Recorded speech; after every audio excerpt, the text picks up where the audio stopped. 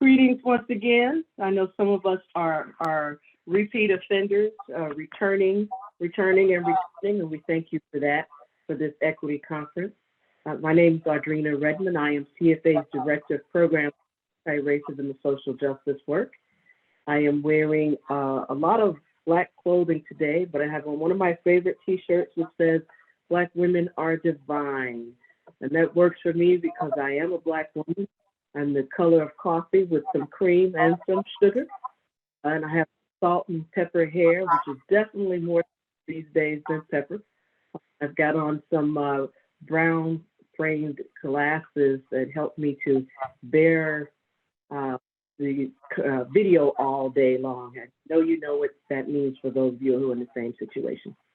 So welcome. We will start today by reading our land. We want to recognize the land as an expression of gratitude and appreciation to those whose territory we reside on, and a way of honoring the indigenous people who've been living and working on the land from time immemorial. It is important to understand the long history that has brought us to reside on the land and to seek to understand our place within that history. Land acknowledgements do not exist in a past tense or historical context. Colonialism is a current, ongoing process, and we need to build our mindfulness of our present participation. Acknowledging the land is an important Indigenous protocol that we are honoring here today. PR is dropping the language for our land acknowledgement in the chat for you, and we encourage you, please do use it. Next, I'd like us to just take a few minutes to situate yourself comfortably, maybe to catch your breath silently to yourself. I don't know about you, but I have been at this all day, and a little moment to gather self, catch your breath is always good. If you're in SoCal, maybe you were in the rain a little bit today, and I hope you enjoyed that. We do need the rain. Just take a minute and catch your breath. This is our centering, so you can leave behind whatever you were dealing with before you came into this space, allowing you to be fully present here and now.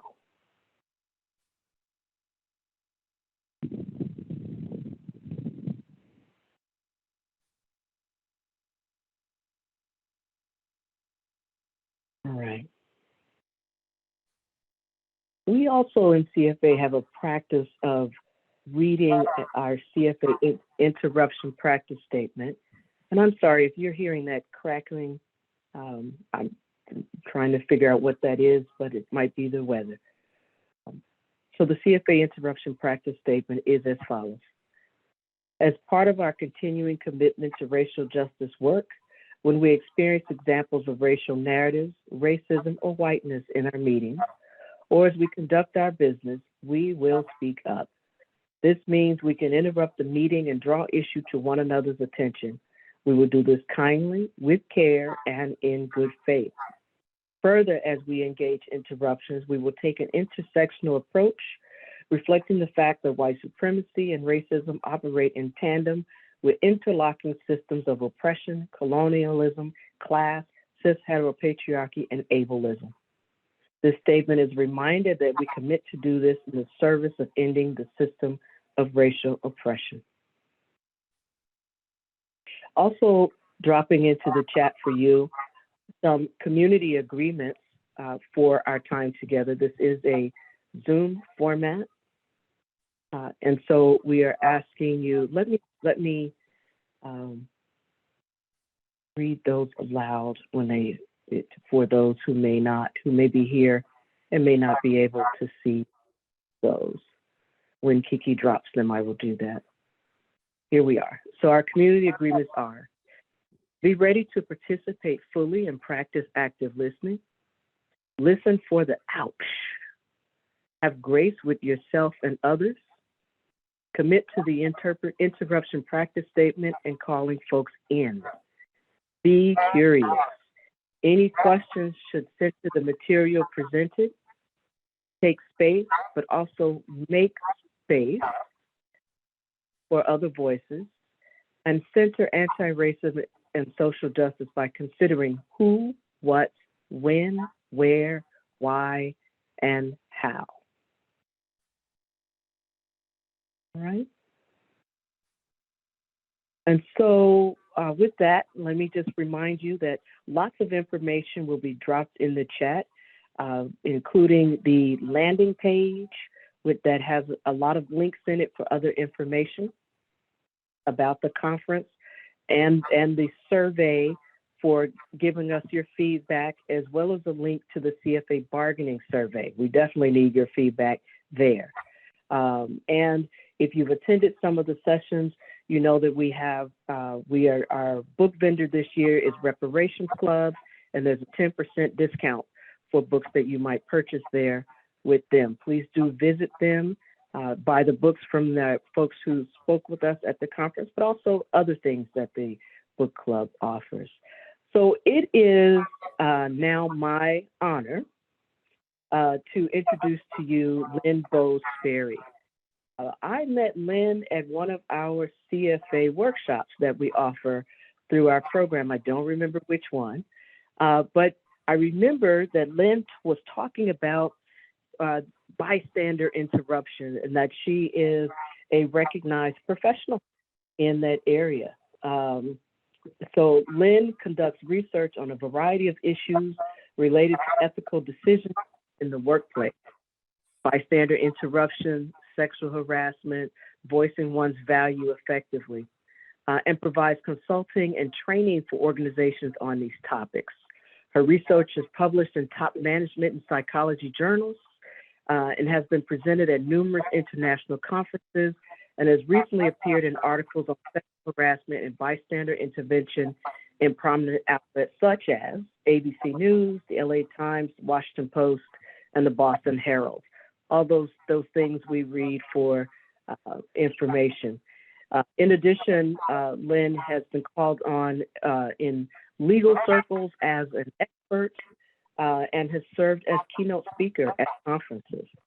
So I know that in follow-up conversations with Lynn, in preparation for this, she's always an excited fount of information, and she's very, very enthused about about her topic and her pedagogy. And so with that, I'm going to turn it over to Lynn. Okay, so my description, for those who have difficulty seeing me, blonde hair, shoulder length, rocking the side bang, blue eyes, went with a darker mascara today, and a royal blue shirt with a V-neck and short sleeves. 60-year-old white woman. My color's probably like a very milky latte, maybe, if we're going with that theme. Yeah, so I think that's pretty much my visual appearance of what people can now hear if they could not see it. So I have been doing this for a while. I received my PhD in 1996, and in that year, my dissertation I wrote was on bystander intervention in what we refer to as social sexual behavior, maybe not illegal in terms of the law, but of a social sexual nature. And, would people get involved in it when they saw it? So ever since, and I guess really, I probably started that in 1994. So I've been focused on this topic, among others, for literally decades, which it seems hard for me to even say I've been studying anything for decades, but I have. So today what I'm going to do is focus on applying what I call bystander involvement. And I'll talk about that a little bit more. I do not like the term intervention, and I'll get into that a little bit later. But for today, we are going to focus primarily on racial injustice, racial discrimination, harassment, because my area of research is in the workplace. You can see the CBE, I'm in a College of Business and Economics. So the stuff I study and will tell you about can certainly be applied anywhere, right? It's not limited to the workplace, but I focus on the workplace because I have to keep my job. And I like my job, so I want to keep it. All right. So the reason I don't like the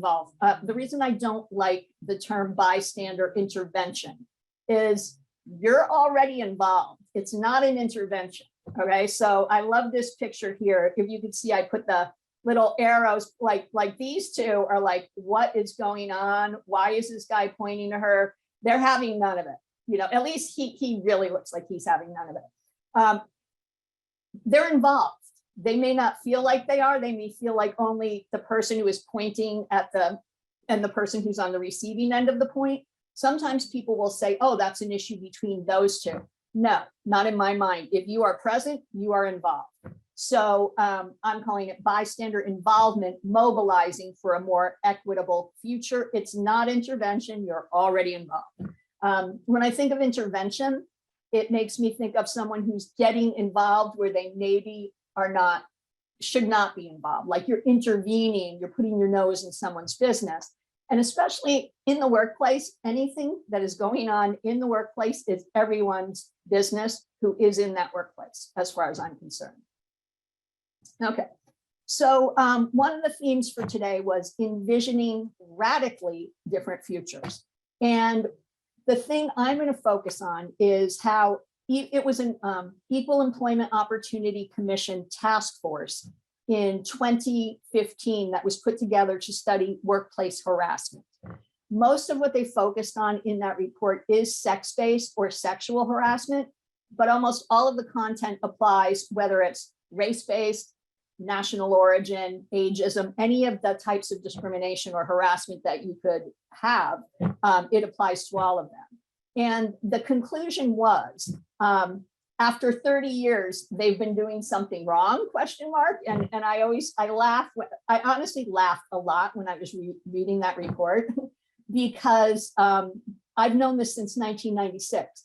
People who study the types of things I study have known about it for at least 2 decades. And the EEOC is like, oh, have we been missing something? Yeah, you've been missing a lot.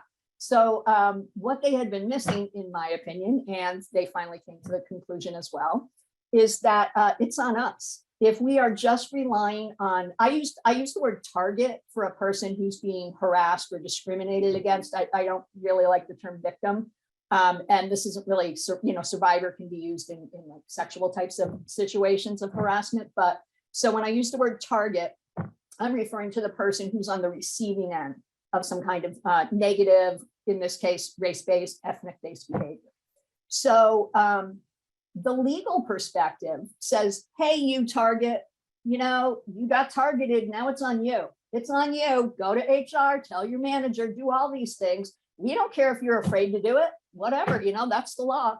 Okay, so that has never sat well with me because I think bystanders, observers in the workplace are a very underutilized resource. They didn't have to do anything. And most companies, until 2016, when this Equal Employment Opportunity Commission report was published, they could care less about bystanders. All they did was compliance-based training, the little checkbox. So like, hey, maybe if we get sued, we won't be in trouble because we've checked our little boxes. So I'm not a fan of compliance-based anything. I understand laws are in place and that they need to be followed. And I also know, as someone who studied organizational behavior, that people are hesitant to use the policies, even though retaliation is illegal. It happens frequently and people are afraid of it. And let's bring race into the matter.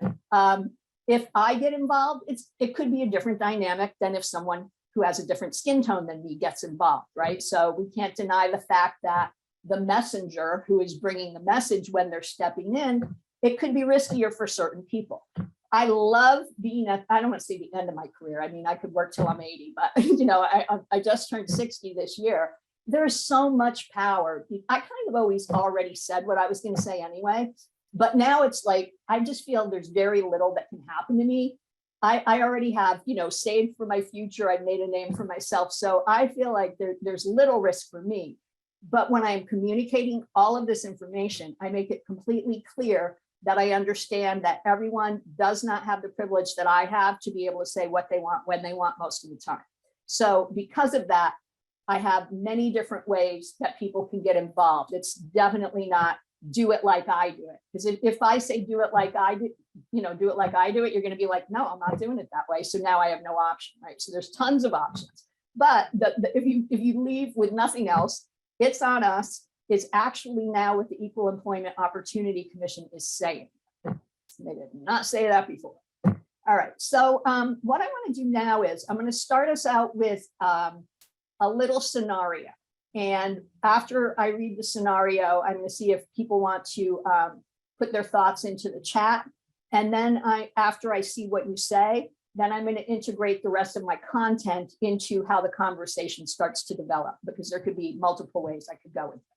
So in this story, we have Renee, and she's being interviewed for the position of software engineer.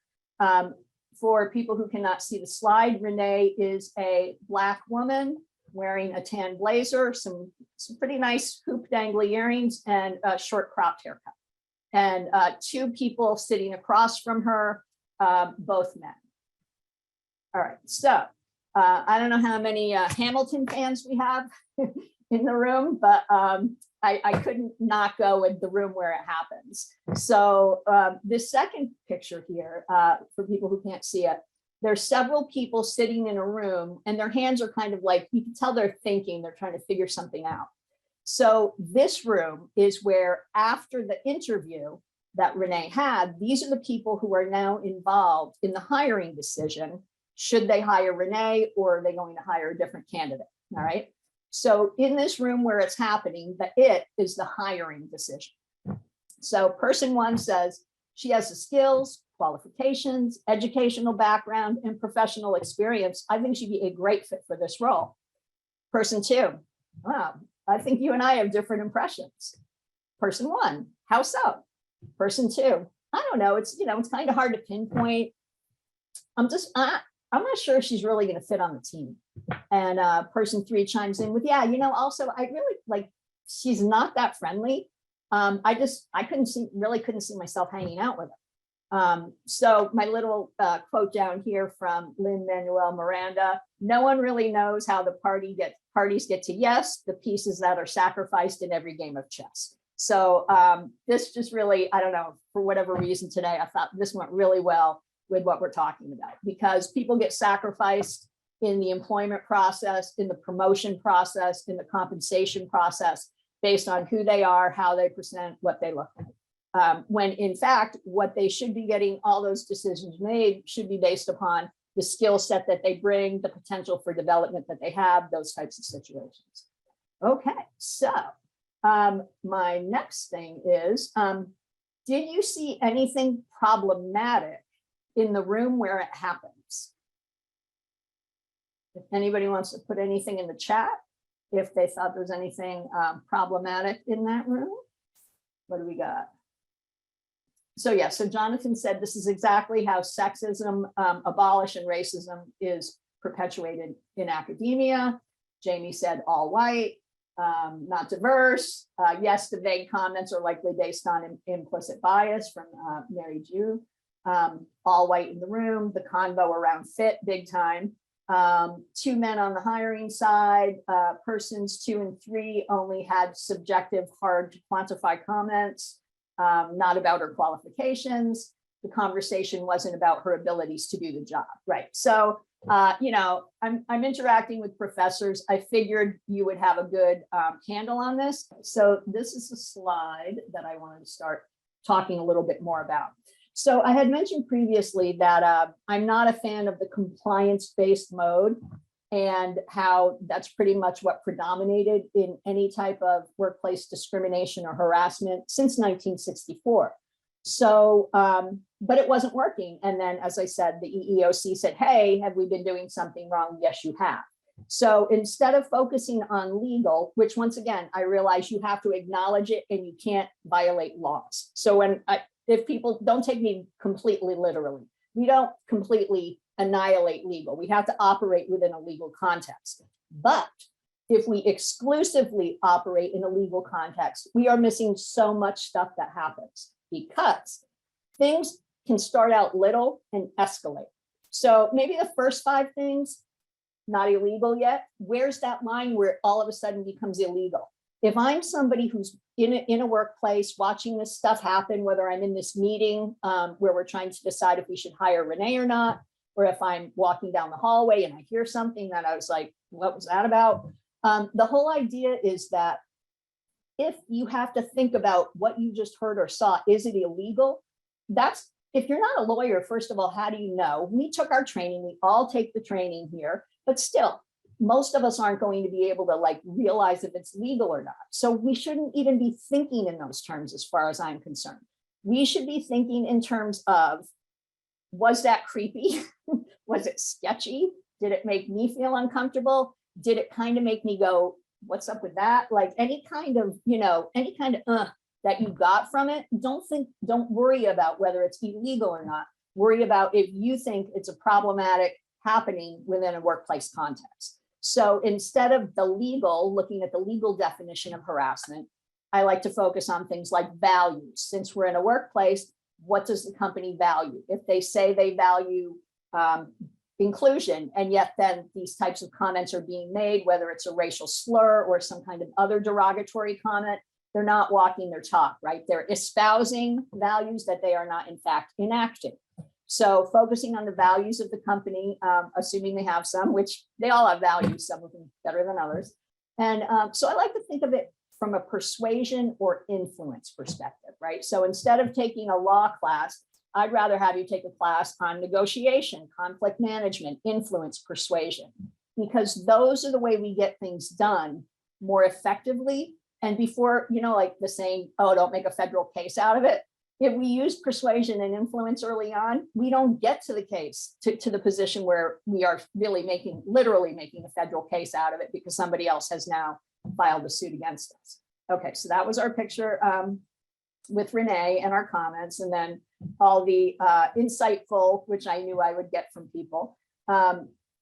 So the other thing I want to say, I'm not going to type in here, I'll just talk. But so in response to, actually, I'll put this back up. So in response to what had occurred in this room where it happened, I asked about, did anyone see it as problematic? Now I'm going to ask, in response to either, I guess the questions or the comments from person 2 or person 3, if you were in the room where it happened, what could you do in response to these comments? What types of things do you think you could do? If you could put that in the chat and we can look at a few of those, and then I can continue on to, what types of interventions, I'm using air quotes for those who can't see, because the literature refers to them as interventions, so it's almost hard not to. So I'm going to say what type of involvement you could do specifically, and then we're going to get into talking about obstacles to involvement, because there's many things that keep us from doing things that we really want to do in a context like this. All right, so looking at the chat. Right, so Jennifer, great one with ask them to specify what they mean, say that they seemed great to hang out with. Yeah, the asking them to clarify, right? There's nothing, there's no attack in that unless you're like, could you clarify that, please? And even though I could easily be the person who does that, I have learned that you do not get very far with the attack mode. And in fact, that all you do is make people defensive. When I was younger, I would be, that's unethical, you can't do that. Oh, Lynn, come on in. We really want to hear more of your opinion. No, they're like, stay away from her, right? So the idea that a simple question like Jennifer said, oh, what did you mean about that when you said, she didn't seem like someone you'd hang out with? It's not confrontational. It's just a legitimate, we use the term curiosity a lot now, especially when we're talking about situations that are at the minimum awkward and moving into the illegal direction, but no matter how you slice it, problematic for equitable futures and, people getting to where they should be, as opposed to where someone else is trying to keep them. So let me just look at a couple others. We had, Lalita, what if people are incapable of identifying what is problematic? Like they can't identify the connection between diversity, equity, inclusion, and saying questionable things during an interview. In that case, wouldn't legal guidelines be necessary? So that's what I said. Maybe you put this up before I made the point. We can't ignore legal guidelines, right? We cannot ignore them. But when you are a bystander intervention person and not an HR person who is asking the questions, it would be a different dynamic. So yes, legal cannot be completely ignored, but that is not the focus of what I want to do here today. But I'd be happy to speak at the end of this when I get through everything I want, if you want to talk more about the legal aspects of it. Okay, remind folks of the process criteria. Yep. Yes, Mary, that is a big one. So, okay, you may not want to hang out with her. I don't hang out with everyone here that I work with. I think maybe the most important thing we should be focusing on is, does she meet the criteria for the job, which, as you know, are these 6 characteristics that we've listed. And she not only meets them all, she excels in all of them. Ask them to be clear about how, right, that's the other one. So that's the old, let's make it very ambiguous so no one can really know what I'm thinking. You know, oh, it's the fit issue. Oh, I don't know. I don't know if she fits. I can't, I don't know exactly why. I don't know. Right. Well, okay. Then you say, well, could you tell me a little bit more of why you don't think she fits? And then it's sort of like that onion, right? Each layer is another why question. So when they respond to that, you're like, oh, all right. So why did you think that? You know, and then all of a sudden, they might realize the reason they thought that is because it's a stereotype of maybe the angry Black woman, or, you know, the idea that this person's, oh, the other thing I want to point out, this person is going for a job in software engineering, all right? That is not the job where you have to be outgoing and bubbly and vivacious. So even if it were the case where she maybe had more of a flat personality, that is not a characteristic tying back to the checklist that, you know, some of you had mentioned and that I had mentioned previously. Yep, let's stick to things that are more concrete.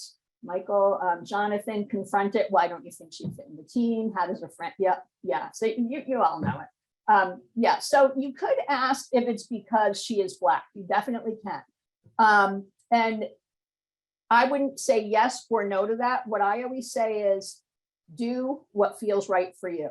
So if the right thing for you feels to ask them to, oh, could you elaborate more on what you mean by fit? Say that. If you are someone who wants to be more direct and just say, well, I noticed Renee is Black. Does that have anything to do with why you think she might not fit here? So Lisa, from what I saw, she was totally qualified and I like her. We're hiring a software engineer, not a friend. Yeah, Sharon, if we're hiring friends, we need to reevaluate our life because we should just be making them. We shouldn't have to pay someone to be our friends. Okay, it isn't a matter of fitting in. Think of what she brings to the team. Great, so let's focus on the job itself. Yeah, so this is kind of preaching to the crowd, right? I mean, you're all professors, instructors, lecturers of some kind at the collegiate level. It's not your first rodeo, especially because you're here in an equity-oriented conference. So just what I would expect. So now let's think about some of the obstacles that get in the way of bystanders. Whoops, I just saw something pop in the chat. It's for me, but do we have to fight these battles regularly? I will get back to that one later at the end. So if you could remember to ask me that later, Sharon, that would be great. All right, and also, you know what? I'm not going to keep looking at the chat right now because I'm like a squirrel. I can't walk and chew gum at the same time. I'm like, oh, we're not, what's going on? So I know myself, I'm going to stop looking at the chat and I'll look at it at the end, and then we can take the questions that way. All right, so overcoming obstacles as a bystander. In my dissertation, like I said, literally decades ago, I used the classic bystander intervention paradigm from the 1960s social psychology literature. So the first, you don't just all of a sudden jump in and say, is it because she's Black? Or could you tell me more what you mean about that? Or you don't, you know, I'm not friends with everyone here. There's a thought process. So the first thing, step one, even though you might not sit on this thinking about it long, it's like, is an action required? You know, okay, something just happened. What was that?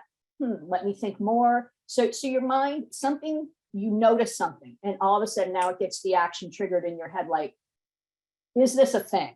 As my kids would say, is this a thing? Does something need to happen? Or can I just keep it on like I was before that thing got set? So one of the big things that gets in the way of trying to figure out if action required is ambiguity. All right, so ambiguity, oh, I don't know, it's hard to pinpoint. If I was giving this presentation to a group of people who were less sophisticated in terms of these concepts, I don't know if they would have really thought very deeply about the fit, because honestly, sometimes companies will say, oh yeah, we're looking for a person who fits. And that can be a code word, many code words, but in hiring fit and, oh, I can't pinpoint it, it's just a feeling. Yeah, well, we don't hire people based on feelings. So in terms of ambiguity, the other big thing that can happen is we take our cues from other people. So if I hear something and I think, oh, that seemed a little strange, I'm going to look around and see if anyone else, like, ooh, anyone else looking like this? But if every person is doing the same thing, right? So say there's 5 of us in that room where it happened. And I'm thinking internally, okay, that was kind of weird. Should I say something? And everyone else is doing the exact same thing. So we're thinking, but we're not emoting, right? So I'm feeling nervous inside. I'm feeling there might be a potential conflict coming up. I'm like getting my, do I have to do something here? Am I going to be stepping in some way? But I may not be showing it on my face. And if that's the case, all of us come to the conclusion that no one cares about it, and each of us is overreacting, when in fact, we are all thinking about it, but we think no one else is. And there's a term for that called, and I love this term, pluralistic ignorance, right? So plural, all of you are ignorant, thinking the other people are not feeling the same way or thinking the same way as you are, when in fact they are. So that happens on the types of behavior that we talked about here. If it was a racial slur, if it was, a sex-based thing of somebody groping a person, there's a huge spectrum, right? There are things, back to the legal focus, there are things that we don't even need to, hopefully, you don't need to think about twice if they're illegal. Things if you have some spare time, I'm joking on this. If you have some spare time and you're feeling really good and just feel like you need to get a little more depressed, go start reading case law, recent cases on the types of things that are happening. People hanging nooses in people's workplaces. People, doing all kinds of things that are horrendous. Those are not ambiguous. That's not the stuff I'm talking about today, all right? I'm talking more about the stuff where, from a social psychological point of view, some people right away are going to say, oh, that's wrong. And other people are going to be, what? There's no way that's wrong. And then there's going to be a lot of people in the middle who kind of want to hear both sides before they come to a conclusion.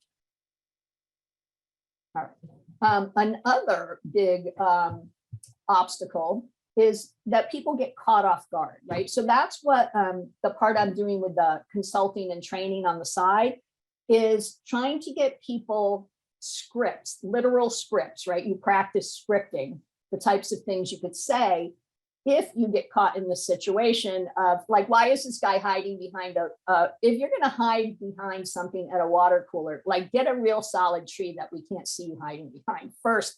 Come on. But yeah, so you hear things that you didn't think you were going to hear. And I think this might even be more true for younger people. I hate to say it, but the longer I've been in the workplace, the less anything surprises me, especially, as someone who's been an expert witness in sexual harassment cases and things. And, you're reading cases and you're thinking like, oh, the defendant, I mean, not the defendant, the complainant definitely won on this. And then you get to the end and they're like, no, they didn't. So it's not good. But so getting caught off guard can be prevented by being trained. So if companies provide training sessions in terms of preparing, and I don't like the term normalizing, because sometimes that sounds like, oh, it's normal, we should accept it. But the way they use that concept, or the term normalizing, in there's a program called Giving Voice to Values, which I absolutely love and use in my business ethics class. But they use a term called, you have to normalize unethical behavior, meaning expect it. So it's not normal as in acceptable. It's normal as in, this happens, don't be caught off guard when it does, So by preparing people to think of these types of situations literally as part of their job, right? We train people on what do you do if a customer gets in your face, right? If you're a customer facing working person. So, de-escalation techniques. We should also be training people. What do they do if something's going on in their workplace that shouldn't be going on and that they would like to take action to do something about, right? So the more you have already in your head stored away for when this happens, the more likely you are to be able to articulate it and get it out. Doesn't mean you won't still be nervous. I think you can be doing this over and over and over. And if you're someone like me, you're going to be nervous every time, but that doesn't necessarily stop you from doing it.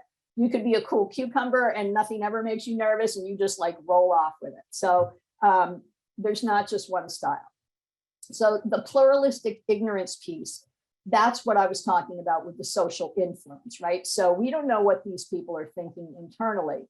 But we can tell they're having a conversation that's somewhat serious, but we don't know if people are like saying, oh geez, do I need to do something or what? And the other classic social influence concept is, actually, let me see if it's on the next slide. Yep, it is. Okay. So those are some of the things, and I have to just keep looking down to be aware of my time. Should I take action? So first of all, you have to decide, like, is this a thing? Does the situation require action? Then the second step is, yeah, it requires action. Is it my responsibility, right? So, hey, there's 5 of us here. Should I personally take action or should I just hope somebody else does? All right, so that's the next phase. And with this, diffusion of responsibility is a concept that's been around also for decades. The idea that the more people who witness something, the less each one feels personally responsible because, hey, someone else could do it, right? There's way more that really downplays all the factors that are involved in social influence. So when people talk about the bystander effect, it's not that it's not true, but it's not the only factor that influences people. So, for example, if you are in the workplace and you are an employee who's been there for, all right, so like I've been a professor for decades, but I've only been at Cal State for 3 years. So say I'm 3 years at Cal State, but instead of 60, I'm 25, just got out of my PhD program, and I'm one of the people in the room where it happens. And then over there is a professor who's been at Cal State for 20 years, and they're very active. Maybe they're in the Senate. They're a person who's known on campus. And then there's other people I don't know. In that case, a person who is newer, doesn't have tenure, there's more risk for them getting involved. There's less risk for the other person. So I might say to myself, like, I think that person with the tenure who's been here forever, I think that person should be the one who takes an action in the moment, right? So the flip side of this is, so far, all we've talked about is what do you do when the comment is made? But there's way more that can be done after the fact, in addition to or instead of in the moment when the incident is unfolding. So no response is a response. Okay, and in fact, no response, it's pretty much implying that what's going on is acceptable because you're not doing anything about it. So additional hurdles, I think these might apply a little bit more to sex-based harassment than to racial or national origin or ethnic harassment, because when you have, but also intersectionality, right? So, I mean, you could be harassed. You could be harassed. That's a new word. You're being harassed and they're trying to erase you. Harassed. You can quote me on that one. When we're talking about a sex-based type of harassment, there's the extra part of it, like, oh, well, maybe they date each other. Maybe they used to date each other. People might think in those terms, are like, oh, that's between them. It's not my place to step in. It might feel different in that type of an interaction than it would in another type. So that's really what I had for additional hurdles. So it would apply in the intersectional types of harassment of, a Black woman, for example, but it wouldn't apply as much to generic race-based type of harassment context. All right, so in terms of skills for stepping up, best method for stepping up, this is rhetorical, you can answer if you want, you don't need to. Best method for stepping up: A, immediately during the incident; B, later after the incident is over; C, with others who saw the incident; D, however you feel most comfortable. Survey says, however you feel most comfortable. That's why I don't like to tell people this is the best way to do it, because if it's not something they're going to do, it is not the best way for them. So it's that idea of the perfect getting in the way of the good. And there are pros and cons to whichever choice you make. So it's hard to find a choice that can't backfire. So because of all that, focusing on whatever you feel most, and I said most comfortable, I didn't say comfortable, because none of this is comfortable unless you're someone who's been, like maybe an ombudsman person, or you've worked in the types of social work, or things where there's a lot of that kind of thing going on. Most people are not going to feel comfortable. So the thing that makes you feel most comfortable. And superheroes are not required. We like superheroes, especially this kid, he's adorable. But you don't need to swoop in and save the day. You can do it in a more private manner. You can do it after the fact. You can do it in the moment just by asking those simple questions. Oh, what do you mean?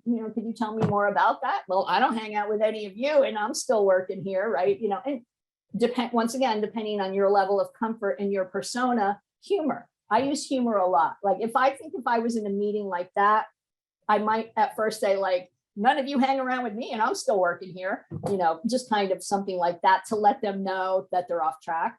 But so yes, you do not need to make a grand gesture. It's not like the street bystander intervention where somebody just is snagging a purse from another person and you have to literally tackle them and, hold them down. That's not what this is about. Don't tackle people in your workplace. It's not a good idea. So don't do that one. Okay, I'm not saying don't be a superhero. I'm saying don't tackle somebody at your workplace. All right, so timing, you've heard me allude to the fact that you could do something in the moment now, you could do something after the fact later, or you could do something now and later. So for example, with our Renee, the software engineer scenario. Yeah, so in terms of the Renee software engineer situation. So say you were a newer person in the room and maybe you've only been working there for a year, you're relatively new into your career period, you're not, a veteran who's got 10 years of experience under your belt. What you could do is after the fact, maybe go into the person who was saying those things like, yeah, I just don't think she fits or something like that.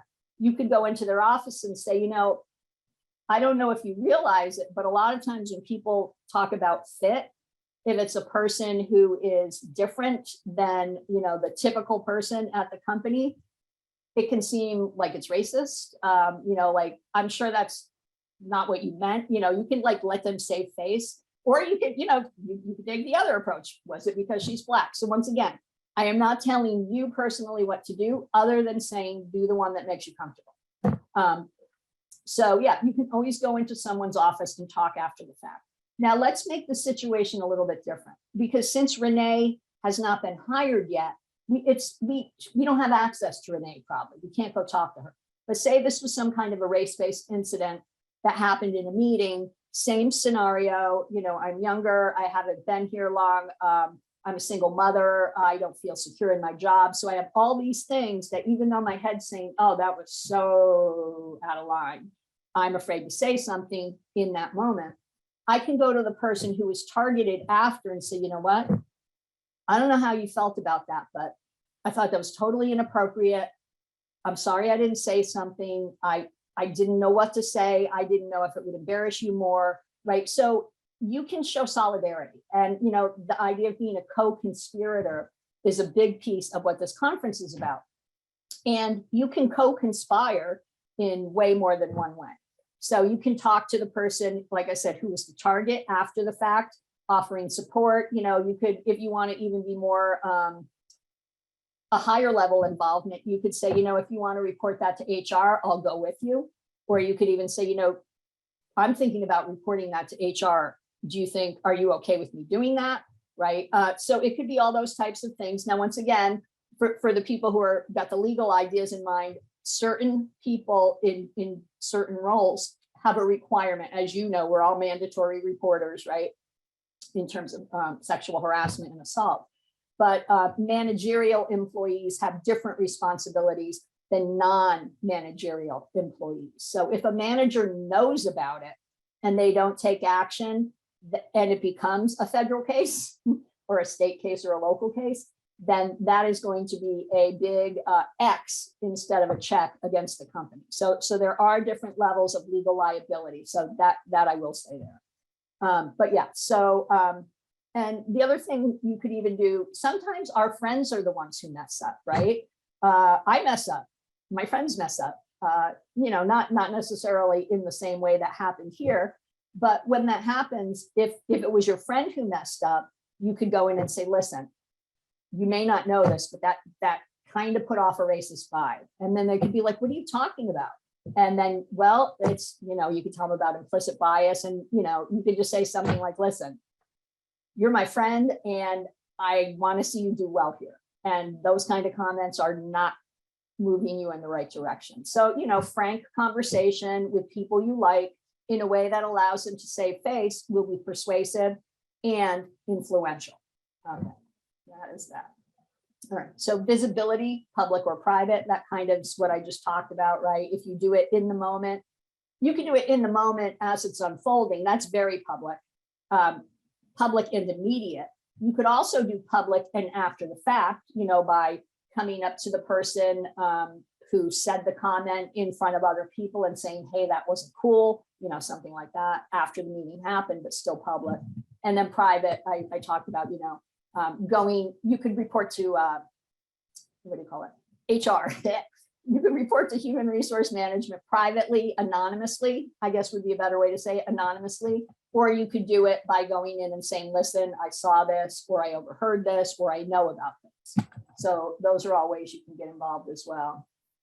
Okay, so step 3, you've decided, yeah, something's going down. Yep, I got to do something about it. On me, it's on us, but I decided, nah, it's on me. And now what am I going to do about it? What action should I take? I just talked about a lot of the actions that you could take, and the one you should take is the one that fits best for you. But if we want to make this into more of a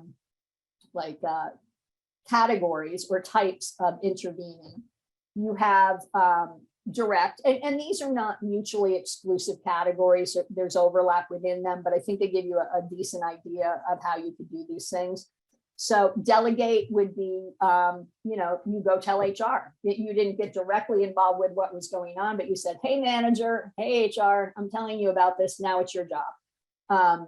Diffuse could be you step in with the questions before it escalates. So in the situation we described, it didn't escalate, but in another situation I'm going to do, not with you, but in I'm doing a Women in Leadership Forum presentation on a similar topic next week.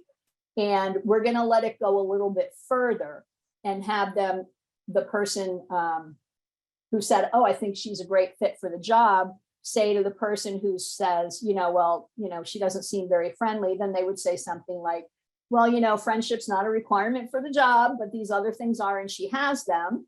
I still would like to know what you were getting at. It just seems kind of, I don't know. And so now you could hint around that you might think she's racist.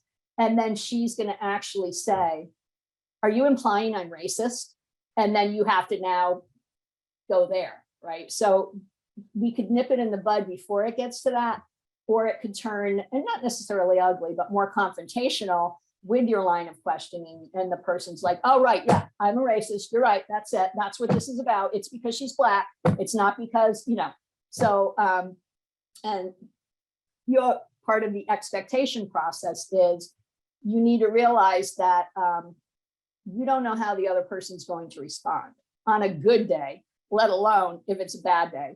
for them, right? So that's also an important piece to know, is that your best intentions may not play out as well as you wanted them to. Okay, so distracting. This one really, I think, fits better with sex-based harassment, but there's a classic, well, it's probably not, it's classic to me, a video that focuses on sex-based harassment on the New York City subway. And there's some kind of incident where a man is bothering a woman, and there's this person who's eating a bag of Doritos, you know, this one at a time, and he notices what's going on. And then, so you have the two parties, the person who's harassing them, target here, and then Doritos guy just kind of like inches his way over and just, you know, nothing to see here, folks, just eating my Doritos. So that's kind of diffusing. I guess that would be more of a diffusing. Distracting, you see something going on, you just call the person who's being targeted over, like, oh, that person's going to say something stupid to them. Hey, Renee, come over here for a minute. I want to tell you something. All right. So from a legal perspective, a lot of these strategies are not going to get HR involved. So HR may not like them unless HR is doing bystander intervention programming. And they talk about the idea that many things are not illegal yet, so they're not technically legal issues. So we can take these more nuanced, persuasive, influence-based approaches, as opposed to, you know, the legal piece, which a lot of people are reluctant to take. It may be less so with race-based harassment, but with sex-based harassment, most targets do not tell anyone except their friends or family. They, if that, they don't tell their managers, they don't tell their supervisors. So if you're expecting the people who are targeted, also, yeah, the other thing I want to say about that, I don't even think we should expect the person who's being targeted to have to be the one who reports. It's like they're responsible for making sure other people aren't harassing and harming them. No, that's what the company's responsible for, not each individual employee. At the same time, it happens, and if you don't speak up, it may not get resolved unless there's a bystander there who can actually, you know, support you if you need support. Okay, so stepping up versus stepping on. Once again, your preference. I'm not going to tell you, I'm going to tell you to do whatever you think is the best way for you to get involved. But I can tell you that stepping on can have more backlash and more retaliation involved, whereas stepping up with more of the curiosity, questioning, you know, support behind the scenes types of scenarios, those tend to lead to less animosity. And sometimes you don't care about animosity and you want to step on and squash them like a grape. You know, once again, that would be your prerogative in all cases. So the idea is, after you've thought about all these, you know, we don't just jump into something. There's process that we go through. There are hurdles or obstacles that can get in our way. And if we don't know about them, we're caught off guard. So yeah, I know these things are probably going to happen.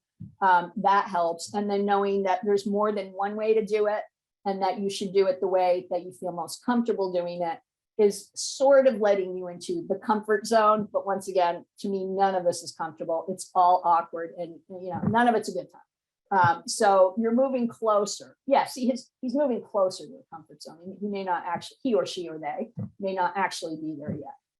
Okay, so I think that is the end of what I have for you. And I will stop sharing. And do we want to, Audrina, do you want me to take questions now, or what do you want the next step to be?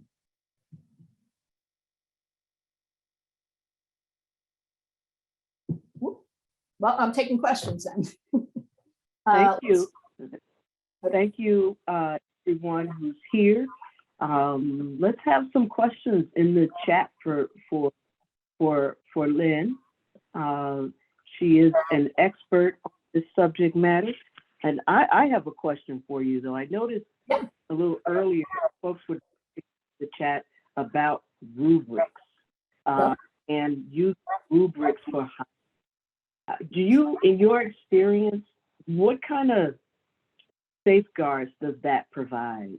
A lot, as long as people follow them. See, that's the thing too.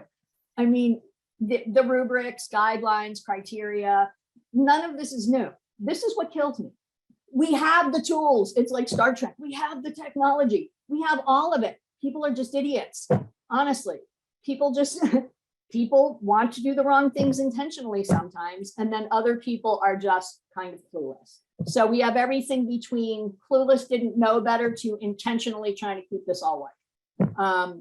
So the tools have, I shouldn't say always, most companies that have anything going on are already using a checklist of hiring criteria, you know, knowledge, skills, and abilities, what should be considered, what should not be considered. Yet we can still all go pull up about thousands of cases of discrimination and harassment. So they exist, but they've existed. So once again, that's why I have trouble with the legal base. None of this is new. The law didn't get passed 2 weeks ago. It got passed decades.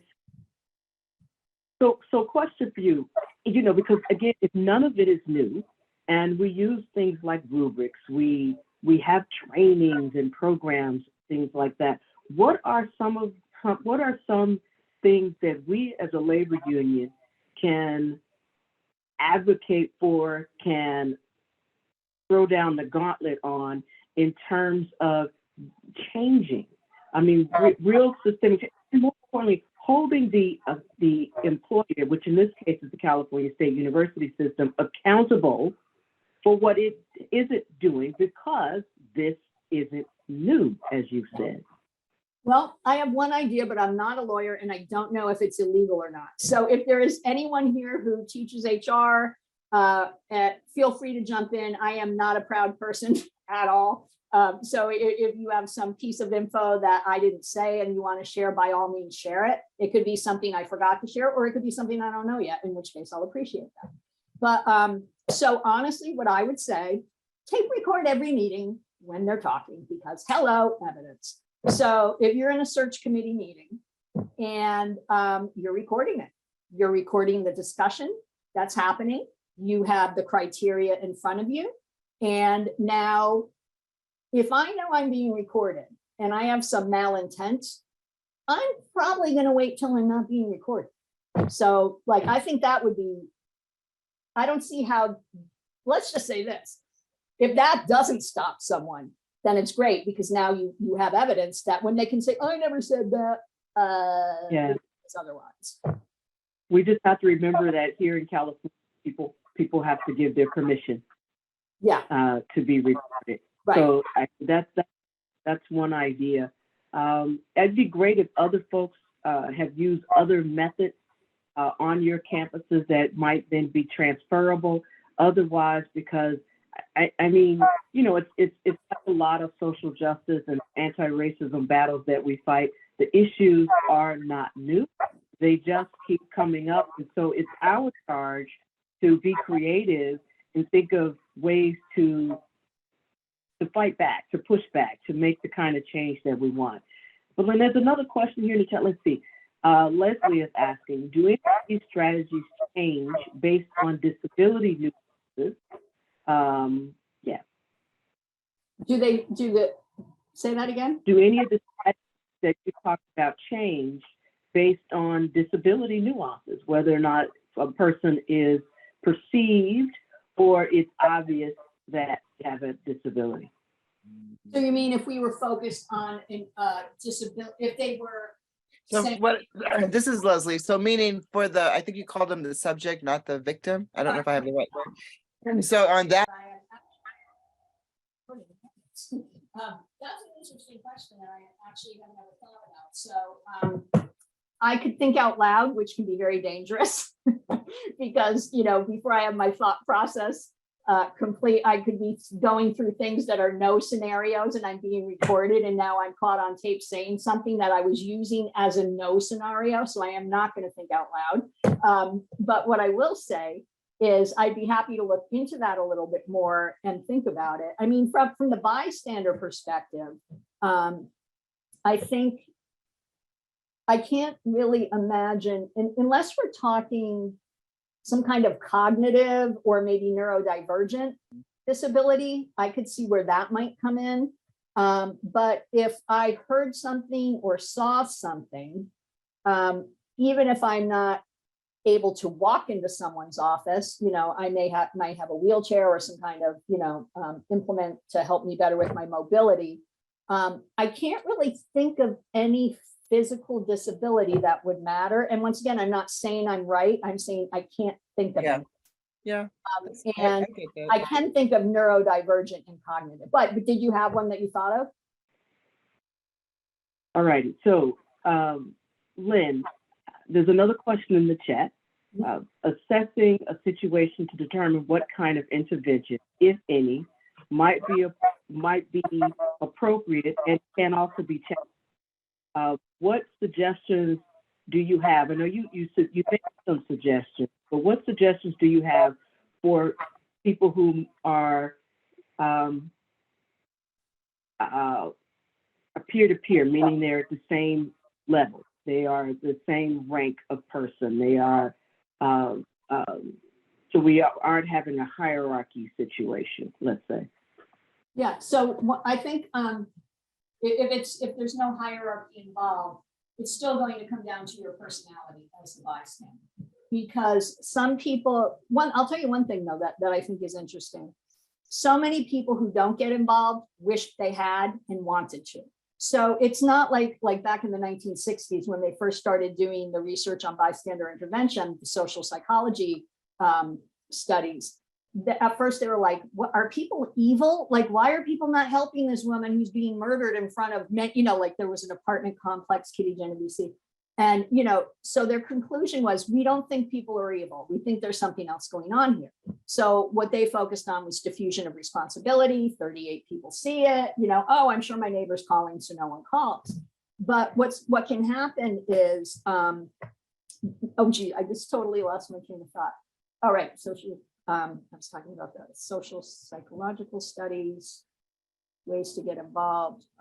Yeah, so I guess what I was trying to say is that in terms of your personality, that is the idea that you might want to do something, right? You might want to be the person who just runs in and says something, and that you're just going to go completely, you can't do that. Yourself well enough to know that unless it's a child under a car, you need that superhuman strength.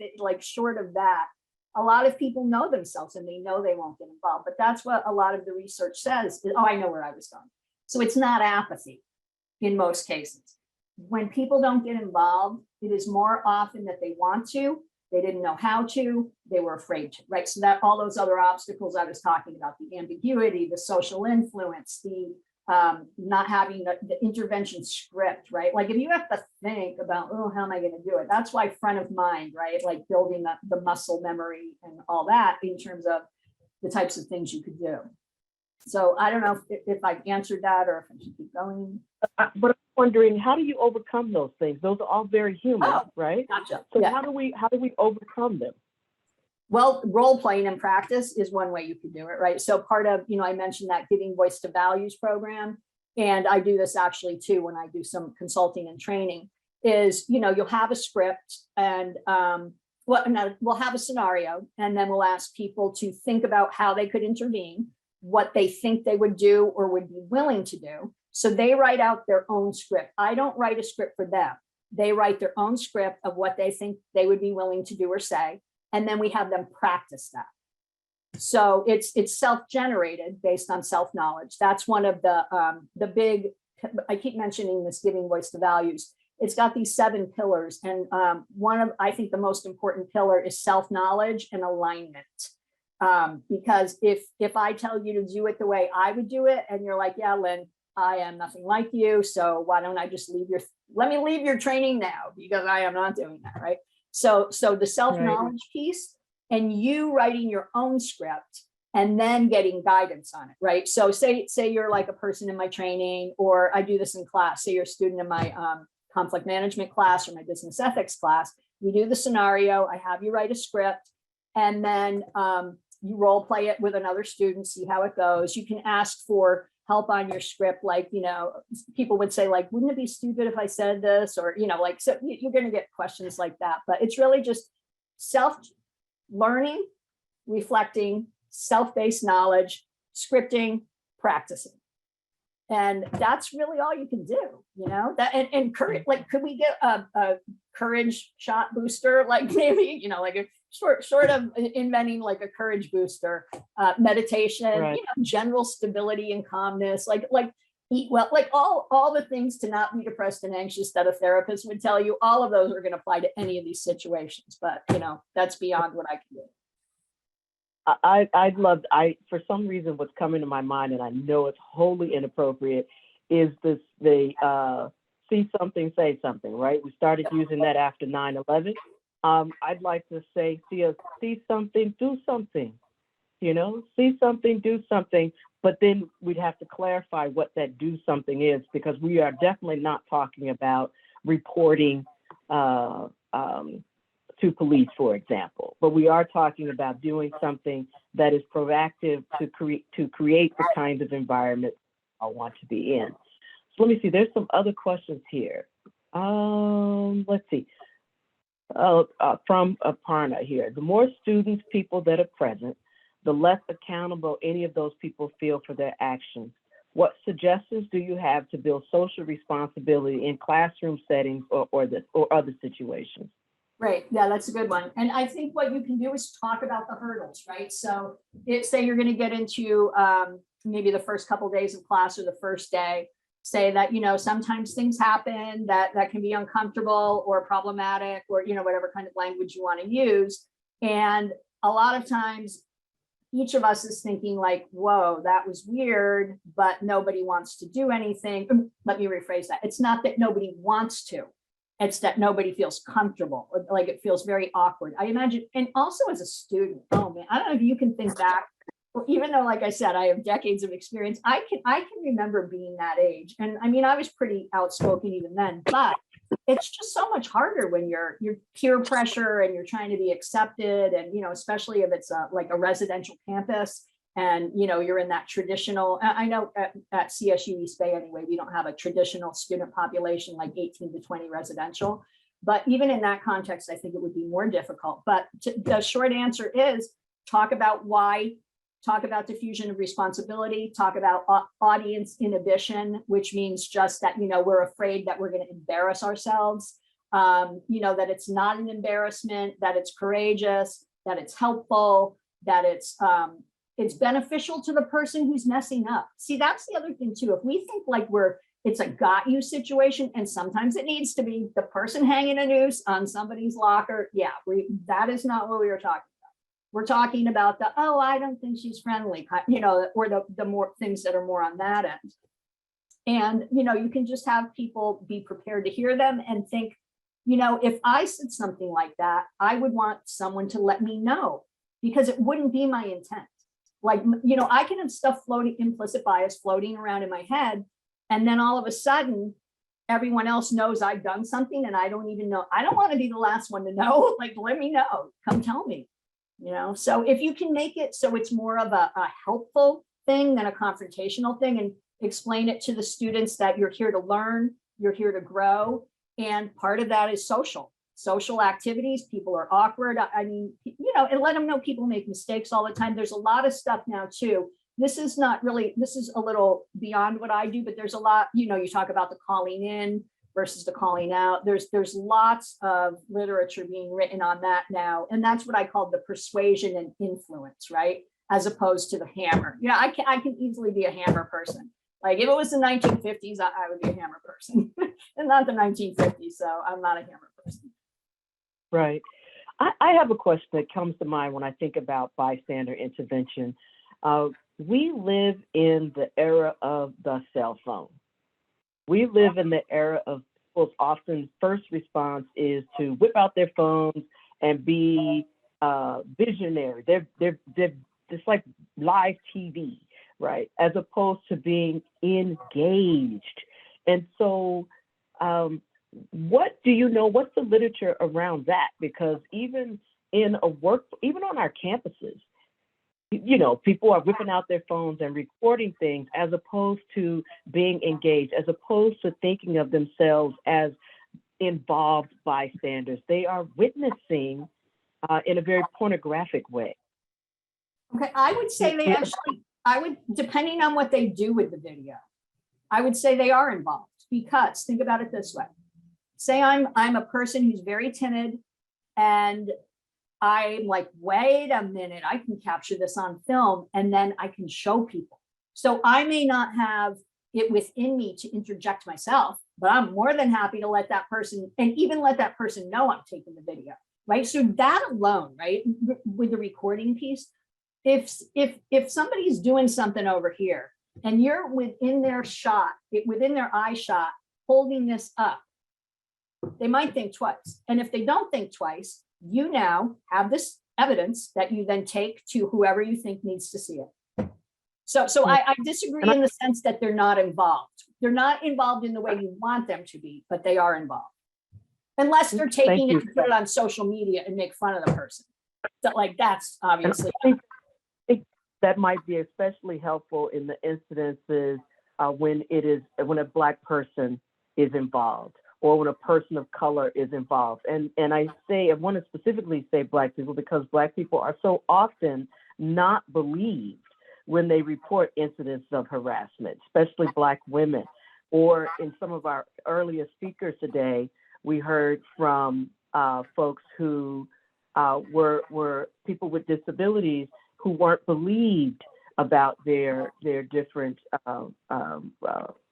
issues that they're facing. So, you make a good point about the cell phone. I'm going to ask folks to drop your questions in the chat, please.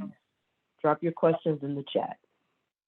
Also, I want to say, I know we're not going to get to all the questions because we only have 13 minutes, but I can save the chat. And if people want me to follow up, if you want me to follow up, please follow up, and then I'll have your name, and then I should be able to see your question from the chat. Lisa is pointing out in the chat, whenever she sees videos that, the world is full of them, all you have to do is go to social media and you see tons of videos of things happening, right? And she's asking herself the same question I'm often asking myself, which is, do something, don't just record, do something. Yes.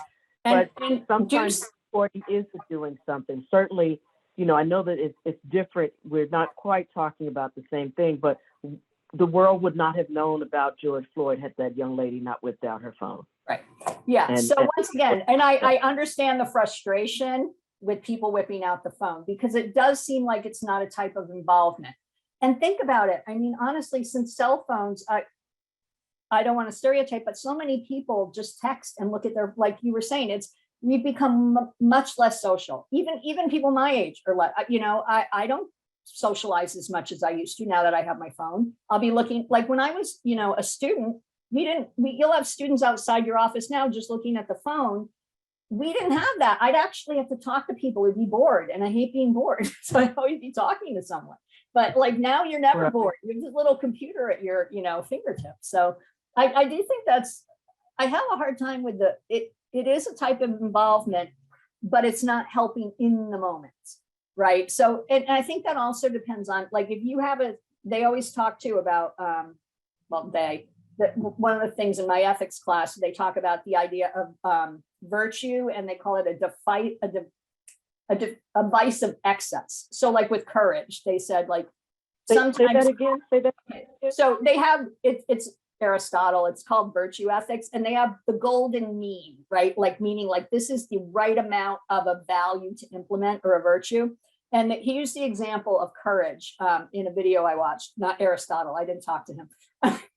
So the video used the example of courage, and it said, if you see a mugging and you are a petite person, and the mugger not only has a weapon, but is a very not petite person, it would be foolhardy for you to go in and physically try to get the gun away from them. So that would be the vice of excess for courage. You're not helping them.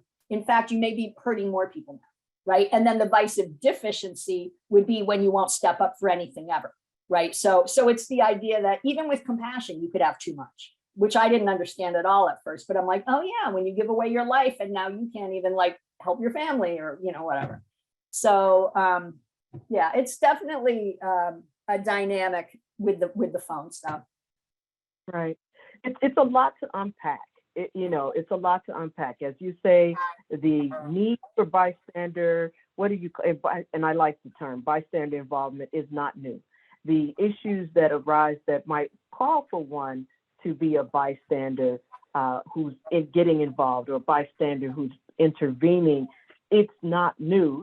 The challenge for all of us here is to practice.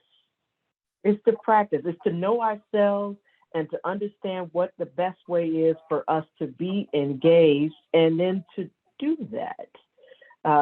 So I don't know, am I right? Do I have that right? You have 100% right. And I just actually thought of, I did read a few cases of racial discrimination in prepping for this. And there were a couple that did involve some bystander intervention. So can I talk about one of those now?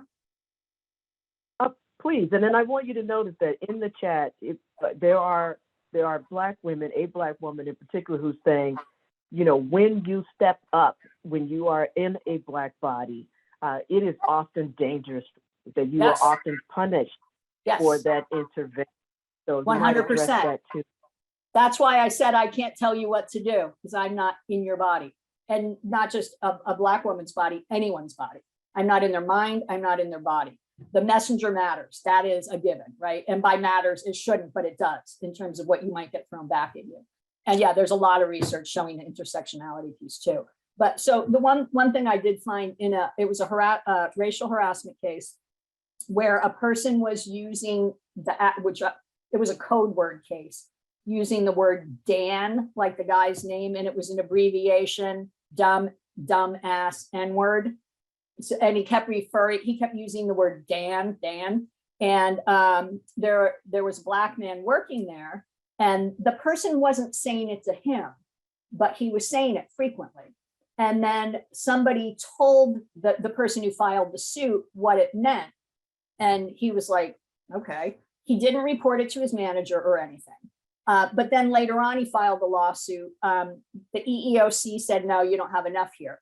But what the good part of that story, that's not the good part. The good part is that there was a person in his workplace who knew this guy was saying it, that the Dan kept, saying Dan as a code word. And that person reported it to the supervisor of the guy who it was bothering, even though it wasn't being said directly to him. The supervisor immediately got on the scene. It was a bunch of welders, apparently. He didn't know who was saying it directly, right? They just knew it was being said. And he pulled them together and said, I hear this one more time from anyone, you're going down. It was like one of those. So people do get involved on other people's behalf, and it can work out. And it can certainly backfire, and it can certainly be riskier for people who look a certain way. You can't get around that. It sucks, but it's true. Yeah. Well, Lynn, thank you so much for your workshop, and for your knowledge, and for your passion for your subject. Folks, if you have any more questions, if you have a last minute question, drop it in the chat. Otherwise, Lynn, do you have any closing comments?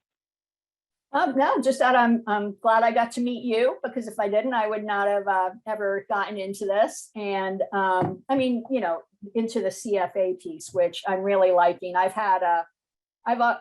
might end up being on some executive board for my school for CFA. So my dad was in a union. I'm all about unions, and I was happy to participate, because this is as you said, I took the workshops, but yeah, as my kids might say, this could be my jam. So thank you so much. We appreciate you. Thank you. You're welcome. Thanks.